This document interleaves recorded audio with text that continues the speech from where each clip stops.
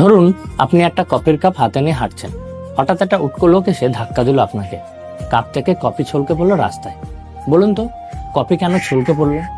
সহজ কথায় এর উত্তর হলো, লোকটা ধাক্কা দিয়েছে বলেই কফিটা ছলকে পড়েছে। কিন্তু কেউ কেউ মুচকে এসে বলবে, কাপে কফি ছিল বলেই কফি ছলকে পড়েছে। চা থাকলে চা পড়তো, তেল থাকলে তেল।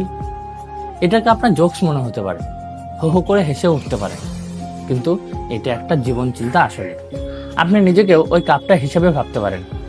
আপনার আমার কাপ ভর্তি আমাদের চরিত্র, আমাদের আসল স্বভাব।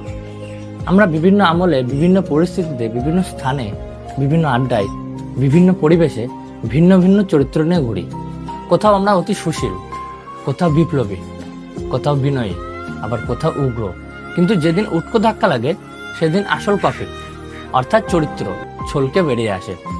হঠাৎ দেওয়ালে টক্কর খেলে ঠিক মুখ থেকে বেরিয়ে আসে, ধুর। গুঁতো খেলে প্রমিত সুশীল চেহারাটাও ধরে রাখা যায় না। তখন বোঝা যায় আপনার ভিতরে কি আছে, চা নাকি কফি।